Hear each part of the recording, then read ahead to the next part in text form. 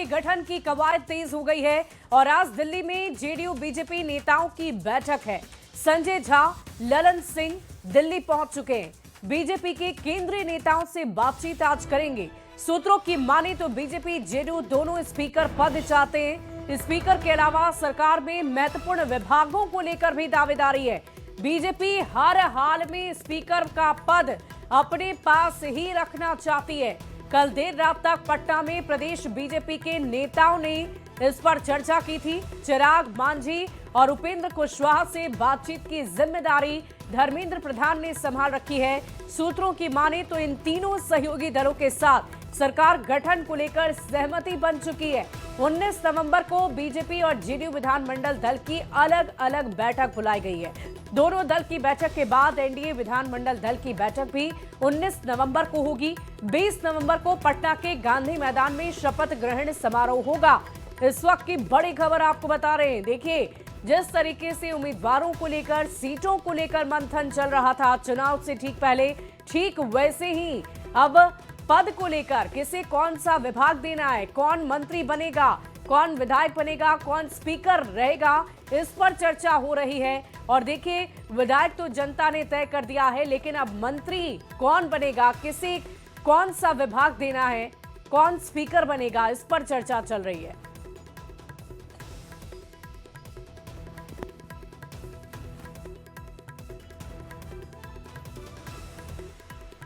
और देखिए, इस पूरी खबर के एक जानकारी के साथ न्यूज 18 संवाददाता पटना से हमारे साथ शैलेंद्र और दिल्ली से न्यूज 18 संवाददाता अमितेश सिंह लाइव जुड़े हुए हैं। दोनों का रुख करना चाहूंगी और सबसे पहले शैलेंद्र, मैं आपका रुख करूंगी। ये मंथन लगातार चल रहा है। सूत्र हमारे ये बता रहे हैं कि स्पीकर पद को लेकर दोनों ही दल दावेदारी कर रहे हैं, तो क्या वजह हो सकती है? स्पीकर पद क्या इतना महत्वपूर्ण हो जाता है?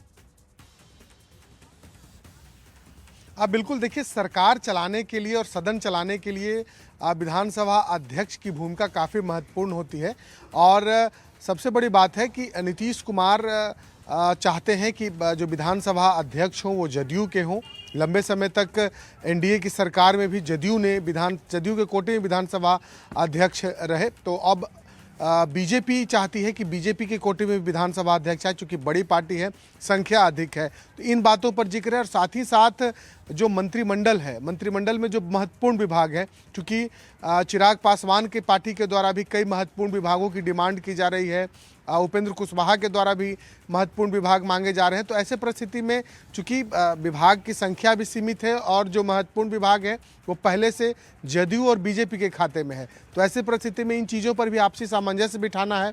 और विधानसभा अध्यक्ष की कुर्सी के साथ साथ जो महत्वपूर्ण मंत्रालय हैं उसको लेकर के इस वक्त चर्चा की संभावना जताई जा रही है। और देर रात ललन सिंह और संजय झा इन्हीं मुद्दों पर बातचीत करने दिल्ली भी गए और आज धर्मेंद्र प्रधान लगभग 2:30 बजे पटना पहुंच रहे हैं। तो जाहिर सी बात है कि उसके पहले क्या हलचल वहां पर देखने को मिल रही है? हमारे संवाददाता अमितेश भी हमारे साथ लगातार बने हुए हैं। अमितेश, बताइए कि दिल्ली में क्या हलचल आप देख पा रहे हैं? संजय झा पहुंचे हुए, ललन सिंह पहुंचे हुए, मुलाकात होनी है जेडीयू बीजेपी की, क्या एक साथ मुलाकात होगी या अलग अलग बातचीत होनी है? देखिए, संजय झा और ललन सिंह जेडीयू के दोनों शीर्ष नेता कल रात दिल्ली पहुंच गए हैं और आज उनकी मुलाकात होगी गृह मंत्री अमित शाह से। अमित शाह के आवास पर पिछली बार भी जब शनिवार को रात पहुंचे हुए थे संजय झा और ललन सिंह, तो काफ़ी लंबी मुलाकात चली थी, लगभग 3 घंटे तक मुलाकात चली थी। उसके बाद पटना गए। पटना जाकर मुख्यमंत्री और जेडीयू के राष्ट्रीय अध्यक्ष नीतीश कुमार के साथ उनकी लंबी चर्चा हुई, सब मुद्दों पर डिस्कशन हुआ। उसके बाद वापस दिल्ली आए हैं। तो आज की बैठक काफ़ी महत्वपूर्ण है क्योंकि कल जेडीयू और बीजेपी दोनों के विधानमंडल दल की अलग अलग बैठक होगी।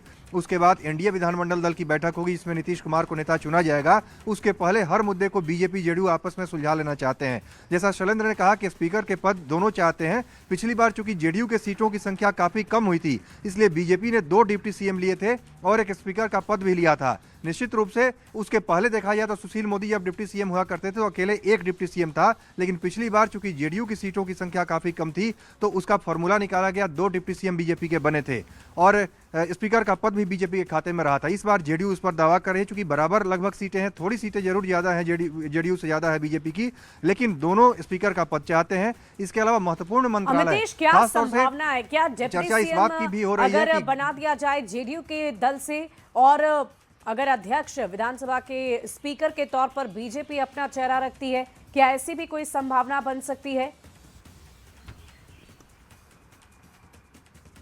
देखिए, मुख्यमंत्री नीतीश कुमार होंगे। अगर मुख्यमंत्री जेडीयू का होगा तो निश्चित रूप से डिप्टी सीएम का जहां तक सवाल है बीजेपी का ही होगा।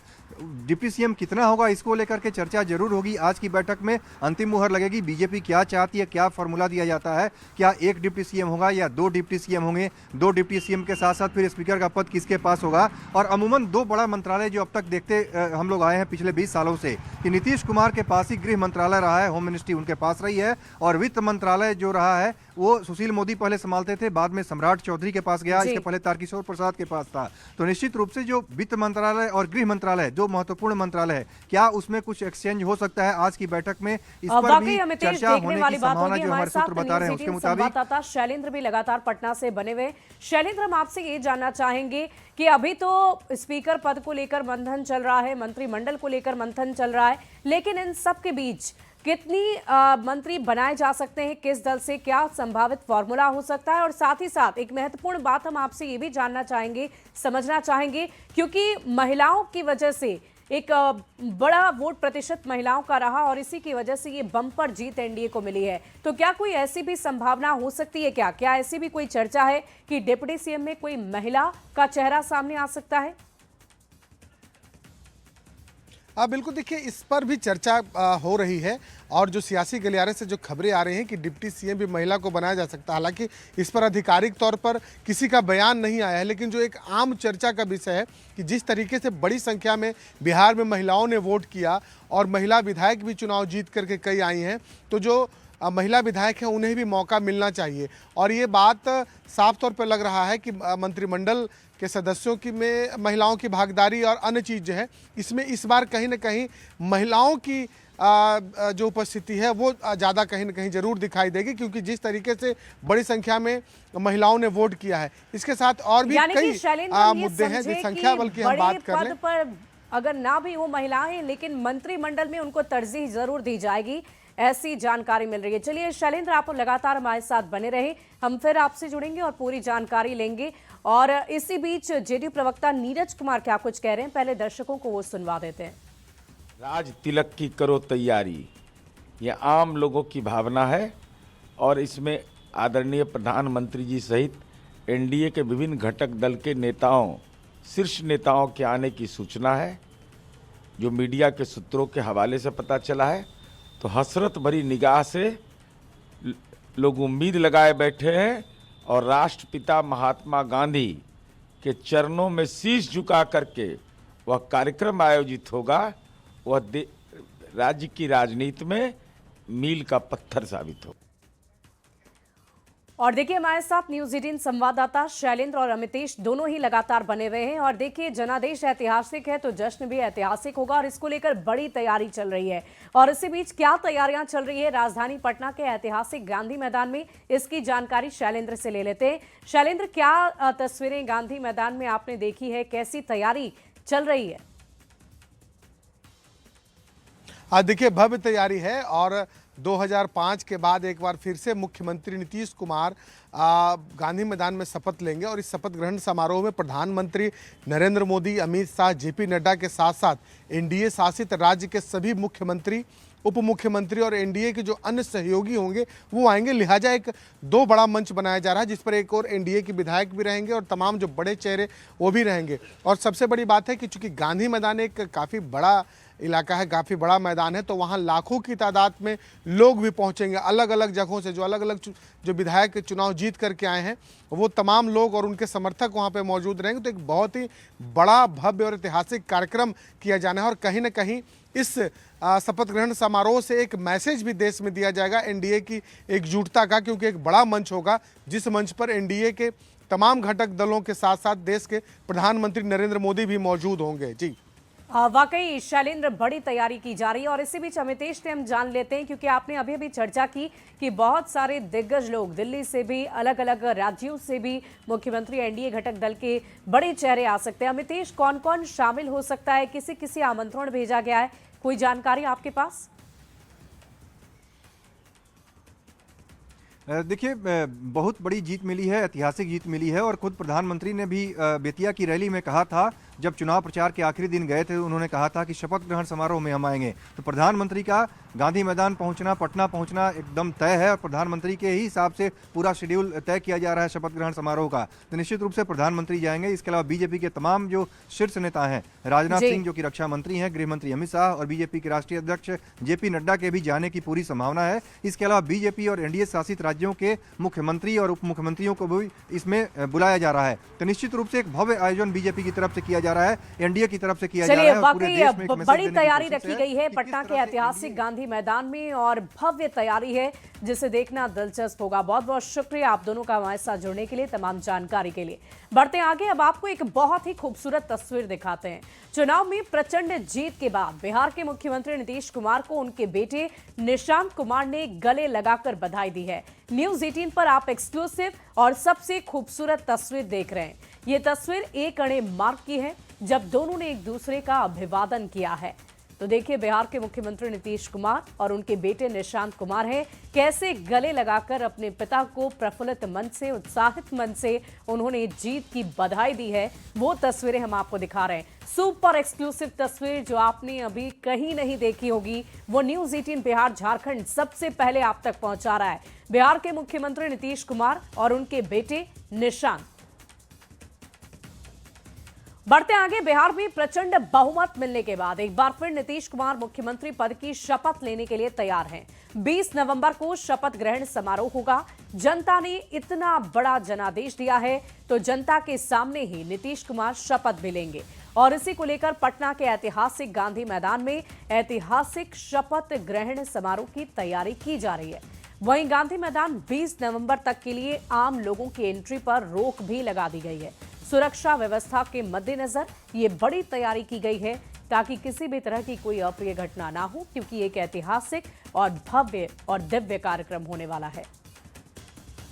तो देखिए कि नीतीश कुमार ने कब कब सीएम पद की शपथ ली है और अब 20 नवंबर को 10वीं शपथ का इंतजार है।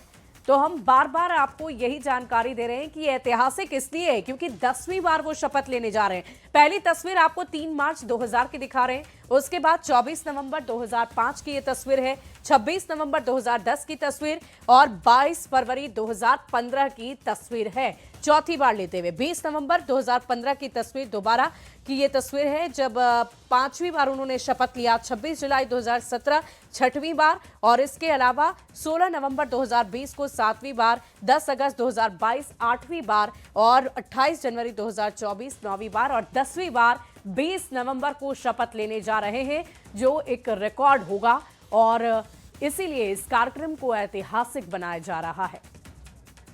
और इसी बीच लालू परिवार के बीच चल रहे कलह के बीच में तेज प्रताप यादव, लालू प्रसाद के बड़े लाल ने पोस्ट कर दिया है। बहन रोहिणी को लेकर उन्होंने पोस्ट किया है, बहन का अपमान बर्दाश्त नहीं। तेज प्रताप यादव ने यह लिखा है, जयचंदो को परिणाम चुकाना होगा। तेज प्रताप ने ये अपने सोशल मीडिया हैंडल पर लिखा है, जयचंदो को उन्होंने खुली चुनौती दी है, चैलेंज किया है, मेरे दिल को भीतर तक झकझोर दिया है। बहन का अपमान असहनीय है, हम किसी भी हालत में अपनी बहन का अपमान बर्दाश्त नहीं करेंगे। जयचंदो को इस दुर्व्यवहार का परिणाम जरूर चुकाना पड़ेगा। तो इस वक्त की बड़ी खबर आपको बता रहे हैं, तेज प्रताप यादव ने जो पोस्ट किया है वो भी आप टीवी स्क्रीन पर देख रहे होंगे। बहन रोहिणी को लेकर उन्होंने पोस्ट किया और ये कहा है कि ये अपमान हम बर्दाश्त नहीं करेंगे और इसका आपको चुकाना ही पड़ेगा। और इसी बीच पटना से एक और बड़ी खबर का रुख कर लेते हैं। बिहार झारखंड का वांछित अपराधी मिथुन सिंह फरार हो गया है, पुलिस कस्टडी से फरार हो गया। इस वक्त की बड़ी खबर आ रही है, पिछले शनिवार को एनकाउंटर के बाद पुलिस ने गिरफ्तार किया था।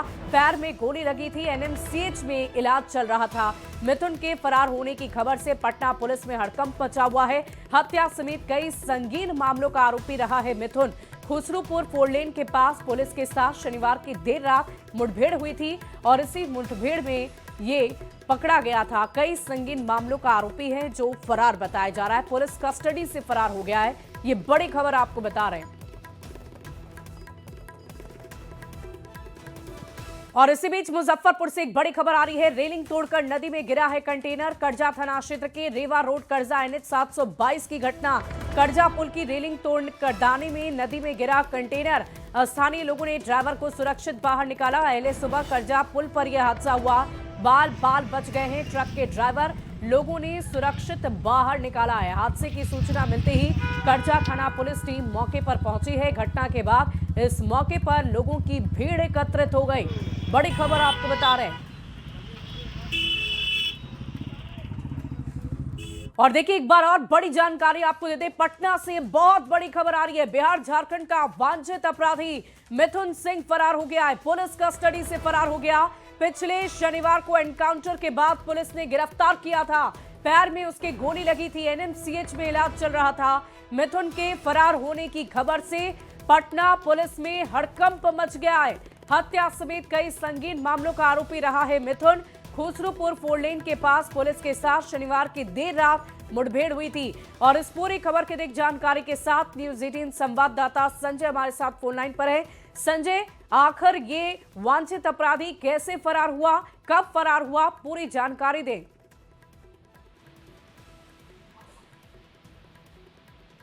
जी संजय, अगर आप तक आवाज में पहुंच रही है तो पूरी जानकारी दें कि ये वांछित अपराधी किस वक्त फरार हुआ और क्या। तो देखिए हम फिर अपने संवाददाता से जुड़ने की कोशिश करेंगे, लेकिन इसी बीच ये बड़ी खबर आपको बता रहे हैं। कई संगीन मामलों का ये आरोपी है। जो तस्वीर आपकी टीवी स्क्रीन पर भी आपको नजर आ रही होगी, यही है वो मिथुन सिंह जो मुठभेड़ में जिसे पैर में गोली लगी थी और गोली लगने के बाद उसे गिरफ्तार भी किया गया। लेकिन गिरफ्तार होने के बाद ही वो मौके से फरार हो गया है। इस वक्त की बड़ी खबर आ रही है, पुलिस कस्टडी से फरार हो गया है अपराधी मिथुन सिंह। और देखिए इस पूरी खबर की अधिक जानकारी के साथ संवाददाता एक बार फिर से संजय हमारे साथ फोन लाइन पर हैं। संजय, क्या जानकारी है मिथुन को लेकर, कब और कैसे फरार हुआ? देखिए निश्चित तौर पर पटना पुलिस की बड़ी लापरवाही सामने आई है। बिहार और झारखंड का ये कुख्यात अपराधी है मिथुन सिंह। और पिछले शनिवार की देर रात पटना के खुसरूपुर में 4 लेन पर इसने पुलिस को देखते ही फायरिंग कर दी थी। इसके बाद मुठभेड़ हुई और इसको गोली लगी थी। इसके बाद इसको NMCH में एडमिट कराया गया और काफी देर तक पटना पुलिस इसकी पुष्टि नहीं की। आज सुबह तकरीबन 4 बजे ये NMCH में एडमिट था और पुलिस कर्मी सोए हुए थे जिनकी ड्यूटी लगाई गई थी और उसी का इसने फायदा उठाया और ये फरार हो गया। पटना पुलिस में हड़कंप मचा हुआ है। कई टीमें लगातार छापेमारी कर रही हैं, लेकिन अब तक इसका ट्रेस नहीं मिला है। बिहार के अलावा झारखंड पुलिस को भी इसकी तलाश थी और एक बड़ी उपलब्धि पटना पुलिस ने इसे बताया था। बहरहाल पटना पुलिस के लिए चुनौती बन गई है। SSP ने इसकी पुष्टि की है कि लगातार छापेमारी चल रही है और जल्दी इसको पकड़ा जाएगा।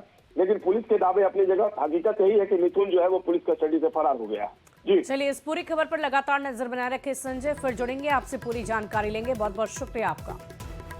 बढ़ते आगे, पटना से एक और बड़ी खबर आ रही है। बालू माफिया का दुस्साहस देखने को मिला है। 2 सैफ जवानों को गाड़ी से कुचला। एक जवान की मौत हो गई, दूसरा जख्मी बताया जा रहा है। जवान दुखहरण पासवान की मौत हुई है। घायल लक्ष्मण सिंह की हालत गंभीर बताई जा रही है।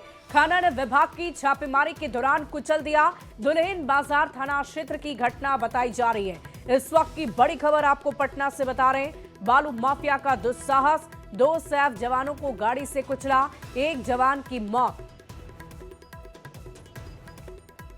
बढ़ते आगे, अगली खबर भी राजधानी पटना से, जहां SP के निर्देश पर चलाए गए विशेष 3 अभियान ऑपरेशन जखीरा, ऑपरेशन सोन और ऑपरेशन जुआरी के तहत पश्चिमी पटना क्षेत्र में बड़े पैमाने पर अवैध हथियार, मादक पदार्थ और शराब की बरामदगी हुई है। यह अभियान 17 जून से अब तक लगातार चल रहा है। पुलिस के उपलब्ध आंकड़ों के अनुसार अब तक कुल मिलाकर 185 अवैध हथियार बरामद हुए, जिनमें AK-47, semi auto rifle, rifle pistol, revolver और बड़ी संख्या में देसी कट्टे पिस्टल शामिल है। इसके अलावा 59 मैगजीन, 2329 जिंदा कारतूस और 167 खोखा भी जब्त किए गए। क्षेत्र पटना के अंतर्गत 17 जून से लेकर अब तक 3 ऑपरेशन संचालित किए गए थे वरीय पुलिस अधीक्षक महोदय पटना के निर्देशन में, और इसमें बहुत ही उल्लेखनीय प्रगति पश्चिमी क्षेत्र के अंतर्गत मिली। जो ऑपरेशन चलाए गए थे, जैसा कि आप सब लोगों को पता है, ऑपरेशन जखीरा जो मादक पदार्थ और हथियारों की तस्करी की बरामदगी को लेकर था। ऑपरेशन सोन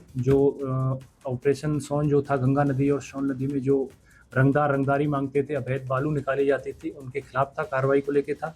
और एक ऑपरेशन चलाया था 1 महीने पहले, ऑपरेशन जुआरी, और जिसके अंतर्गत दिवाली और छठ के आसपास जो जुआ संबंधी गतिविधियां तेज हो जाती थी उन पर अंकुश लगाया गया था।